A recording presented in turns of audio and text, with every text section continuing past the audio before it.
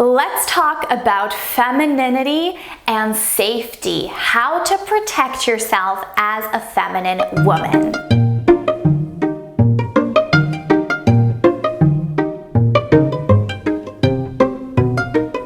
Welcome back to the channel, lovely feminine women. Thank you for being here. Thank you for supporting our little femininity revolution, this corner of the internet that contributes to the overall femininity movement that is so exciting and is happening in our world today. My name is Cynthia. I am a former Miss Earth Canada and I am a millennial homemaker. In my free time, I enjoy talking about femininity and homemaking. So if those are things that you like as well, I would love it if you would join our community and hit that red subscribe button down below. Today we're going to discuss how you can defend yourself as a feminine woman, how you can protect yourself as a feminine woman.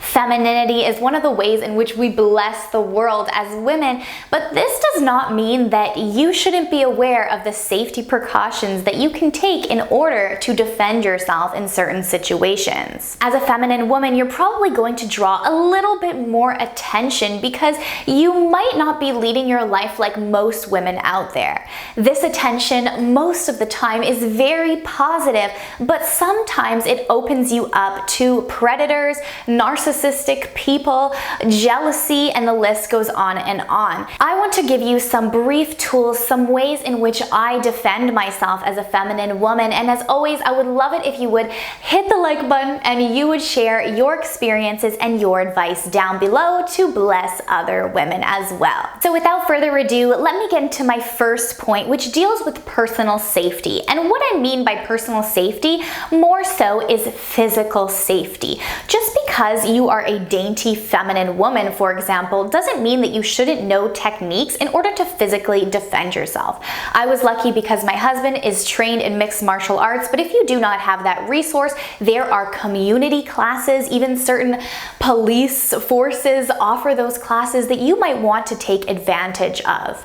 Another thing is, if this aligns with your belief, of course, and this is something that you're comfortable with, there are certain protective devices, certain things that I can't say on YouTube or else they will demonetize the video, that you can carry on yourself if that is something that you feel comfortable with in order to defend yourself if you are in a situation where you may be harmed.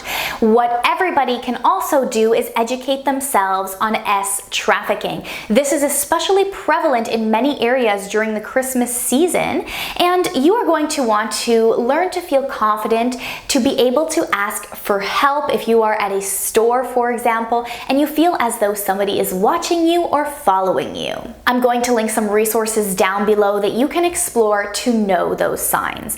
Another thing that I want to encourage you to do, especially if you're a woman who is dating, is to know the first signs of emotional or physical abuse. Again, I'm going to link some resources down below because when you are a feminine woman, some people might mistake this for weakness and naivety. So you might have people coming into your life that are of the predatory nature. Lastly, in terms of personal safety in dating, there are certain apps where you can have your friends track you. I actually track some of my friends when they go on dates. I apologize to them that I am being a mom, for example, but I want to know that they are going home safely and the person that they met, for example, online is not somebody who will hurt them. Next up, we have privacy. Privacy, privacy, privacy. In the age of social media, we want to share everything. Be careful of the backgrounds of your pictures so that people don't exactly know where you live, even the geotags. I am guilty of this as well, where I should have been a little bit more cautious. The problem is, even if you are nice to everybody, even if you are a good, kind, and giving person, there are always going to be toxic people out there who might want to do you harm, especially if you are acting in your femininity. You might attract certain relationships, resources, jobs, material things that other people haven't tapped into yet. And this does not mean that you are a better person than other people, of course, but this means that you might be a little bit susceptible to jealousy. And if a narcissistic person, for example, displays that jealousy, you do not know how far they can can go in order to harm you. There are also people out there who might view everything that you embody as completely opposite to their ideology, even if you haven't done anything wrong to them or even have never spoken to them in their life. A lot of people have gone through traumatic experiences and abuse, and of course we should pray for them, but we shouldn't open ourselves so much that it will put us in harm's way. So all I have to say for you in terms of privacy is every time that you post something, every time that you share something, try to reflect on if this piece of information divulges too much of your intimate life or your location. I saved the most and heaviest topic for the end, where I wanted to encourage you to protect yourself emotionally as a feminine woman.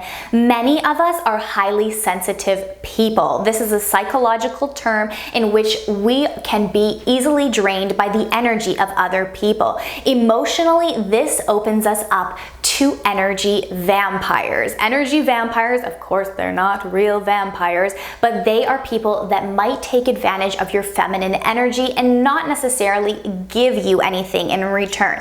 And of course, I have harped on this channel about how we should not use our femininity to expect things in return, but you do want your relationships to have some sort of mutual respect and mutual love, especially if you are living a more traditional marriage or you're living as a homemaker. You are going to want to set up boundaries. Boundaries could be a video topic in itself, but what I basically mean by boundaries is to know your triggers that bring you out of femininity into defense mode, into more masculine energy. Because if you are a highly sensitive person and you are triggered by what somebody else might say, you are immediately probably going to jump out of your femininity and into defense mode in your masculinity, and you are going to use so much of your energy where you are not going to have anything at the end of the day in order to give to those people who truly value it. You are going to want to know how and when to disengage, and this is tightly linked to emotional resilience. For example, if you have a narcissistic family member who likes to pinpoint the way in which you dress femininely, you are going to want to have at least a bank of generic responses that you can do in order to shut down the conversation further.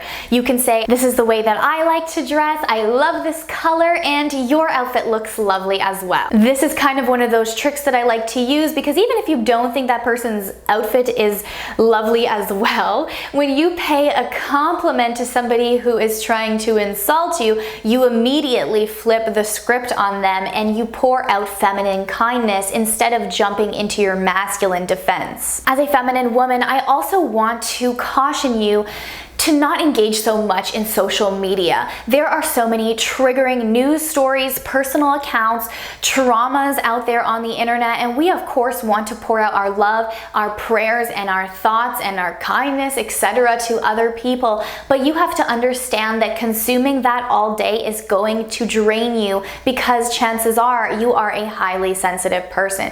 Try to limit your social media usage and try not to do it immediately in the morning. If I engage in social media immediately in the morning, it is only through my personal DMs with people. I do not consume news until about lunchtime or afterward, just because I know that I have done my morning routine, I have found some peace, I have been able to recharge my emotional feminine battery, and I am ready to tackle a little bit of the problems that come my way. If you are a homemaker, you're also going to want to be especially wary of this, because we want to support our husbands. We want to support our children. When they come home from work, when they come home from school, they might have emotional issues that they want to unload on somebody. And if you are already triggered by other things out there in the world, you're going to be less able to respond to them in a kind manner.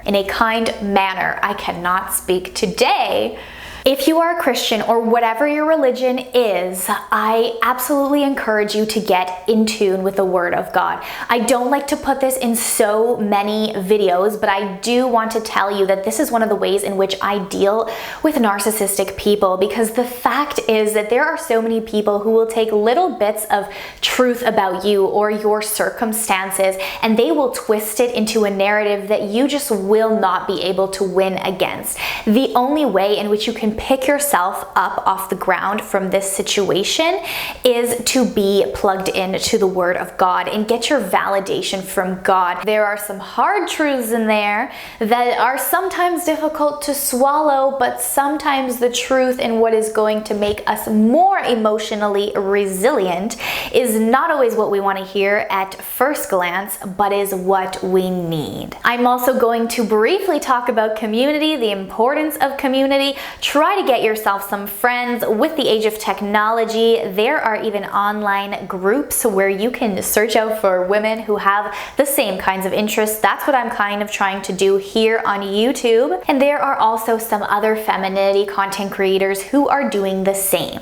And lastly, I want to encourage you not to obsess over certain hobbies, certain relationships, certain people, perhaps your plight to be a feminine woman, because too much obsession over one thing can also drain you emotionally. We want to be well-balanced women, like I always say on this channel, and being too concentrated on one thing prevents you from being that kind of woman. If you have a passion project, if you have something that you're working on, even if that is your job, make sure that you set limits for yourself. And if the limit for yourself causes for you not to be the best in that particular thing, try to feel comfortable with not being the best. We live in a culture where being the best is the most valued thing, but oftentimes just contributing and doing the thing is more valuable than draining yourself and neglecting all aspects of your life in order to be number one. I will end the video there. As always, leave me a comment down below. Let me know what you have learned about protecting yourself as a feminine woman, as well as safety as a feminine woman. I would love to hear your experiences and your insight, because it really helps other women as well. I will see you in our next video. I love you all, feminine women. You are the best, and I feel so blessed and so happy that you are watching me. Bye-bye.